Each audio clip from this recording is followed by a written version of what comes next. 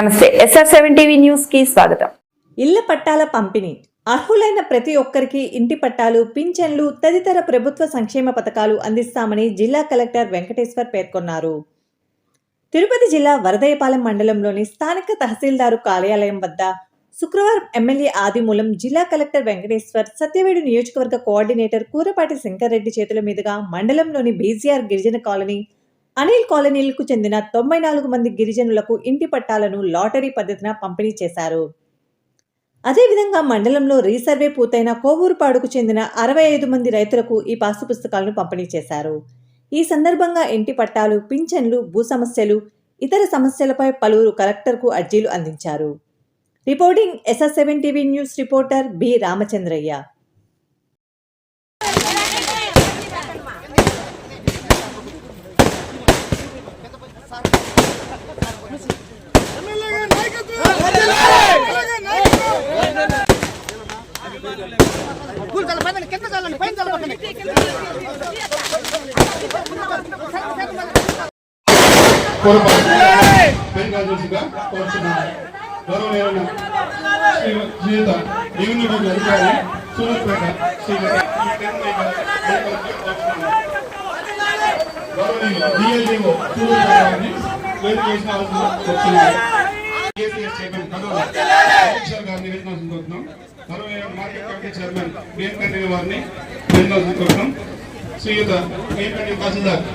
వారిని వెతకాల్సిన కోరుతున్నాం. అదేవిధంగా వరదయ్యపాలెం వారిని వెతకాల్సిన కోరుతున్నాం.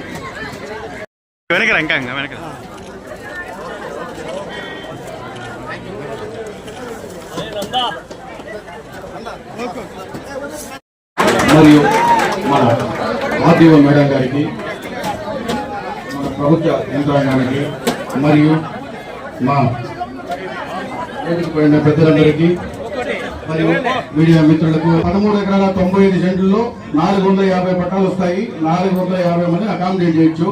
తొలుతుగా స్టార్టింగ్ గా మన వరదయ్యపాలెంలో 96 మందికి మేము నిన్నే రిక్వెస్ట్ చేశాము సార్ని, ఇమీడియట్ గా మన బియ్యం కంటే కూడా 43 పట్టాలు ఈ రోజు తలారిపెట్టులో అందించడానికి సార్ సముద్రం వ్యక్తం చేసి ఈ రోజు అందిస్తున్నారు.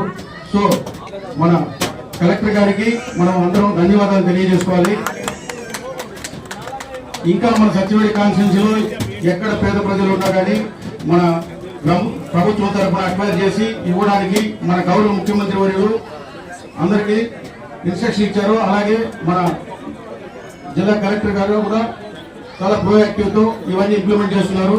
సో ఇలాగే సారు మన సత్యవేడి కాన్స్టిట్యూన్సీ డెవలప్మెంట్ కి సహకరించాలని కోరుకుంటూ, వారి పర్మిషన్ తో, నాయకుల పర్మిషన్ తో ఈ గ్రామానికి హౌస్ సెట్ ఎందుకు లేట్ అయింది, ఎందుకు కలెక్టర్ తీసుకొస్తున్నాము అనే విషయాన్ని మేము ముందు వస్తున్నాం.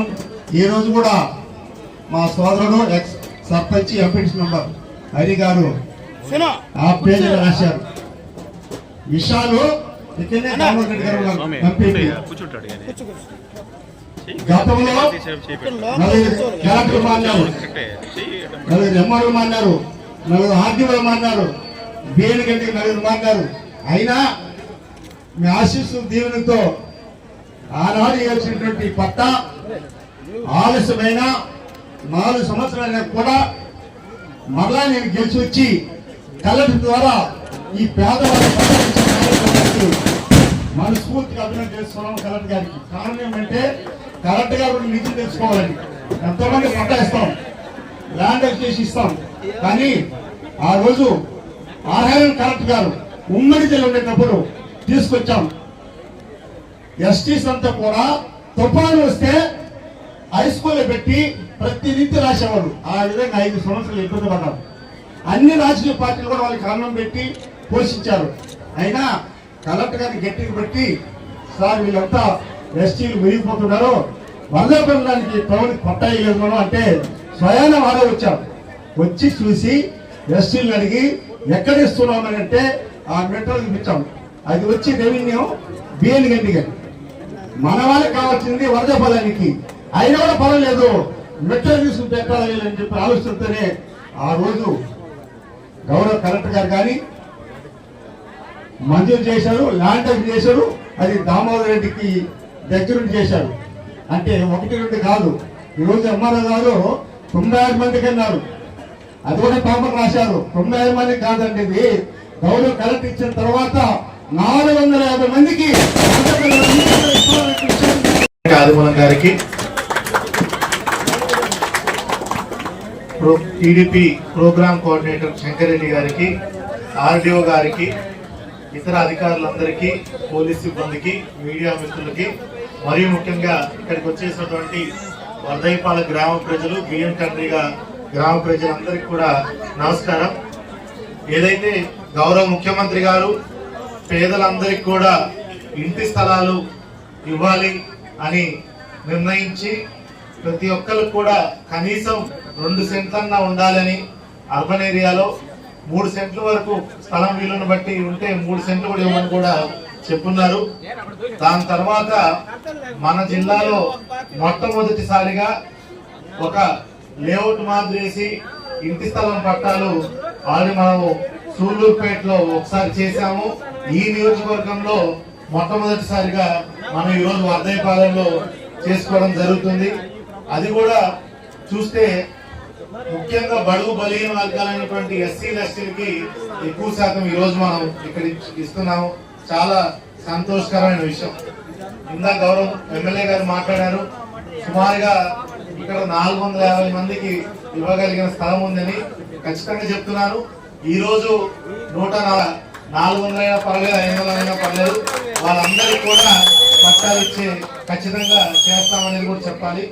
కొంతమంది నిన్న కూడా నా దగ్గరికి వచ్చారు, మాకు కూడా ఇంటి స్థలాలు లేవు, మాకు కూడా అక్కడ ఇవ్వండి అంటే ఖచ్చితంగా ప్రతి ఒక్కరికి ఇస్తాం. స్థలం ఉంది, మా దగ్గర లిస్ట్ ఉంది, ఎవరైతే ఎలిజిబిలిటీ ఉందో వాళ్ళందరికీ కూడా మనము ఖచ్చితంగా ఈ ఏరియాలోనే అదే లేఅవుట్ లో ఇవ్వడం జరుగుతుంది. 450 మంది వరకు ఇవ్వచ్చు. ఈ రోజు మాత్రం 140 మంది వరకు ఇస్తున్నాం పట్టాలు. ఇంకోటి మీరందరూ ఆలోచించాల్సింది ఏంటంటే, ఇదంతా కాలనీ లాగా అవుతుంది కాబట్టి మనందరికి వీటన్నిటిని కూడా ఎన్టీఆర్ కాలనీ లాగా చేయమని గౌరవ ముఖ్యమంత్రి గారు ఆల్రెడీ జీవో ఇచ్చున్నారు. దీంట్లో భాగంగానే శ్మశాన వాటికి 2 ఎకరాలు పెట్టడం జరిగింది, స్కూల్ కూడా స్థలం పెట్టడం జరిగింది, ఒక పార్క్ స్థలం పెట్టడం జరిగింది. ఇంకా అన్ని రకాల అవసరాలకి ఏదైతే కాలనీలో కావాల్సిన అన్ని రకాల అవసరాలు కూడా ముందుగానే స్థలం చూసి పెట్టడం జరిగింది. సో కనుక ఈరోజు అందరూ కూడా ఎవరు ఆందోళన చెందాల్సిన అవసరం లేదు.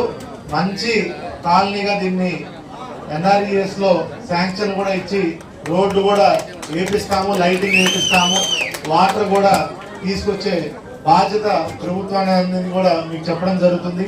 ఎవరు కూడా కంగారు పడాల్సిన అవసరం లేదు. మిగిలిపోయిన వాళ్ళందరికీ కూడా ఖచ్చితంగా చేసిన ప్రజలందరికీ కూడా మరొకసారి ధన్యవాదాలు తెలుపుకుంటూ కార్యక్రమాన్ని ఏర్పాటు చేసినటువంటి ఆర్డీఓ గారికి, ఎమ్మెల్యే గారికి, ఇతర నాయకులందరికీ కూడా ధన్యవాదాలు తెలుపుకుంటూ సెలవు తీసుకుంటున్నాం. జై హింద్.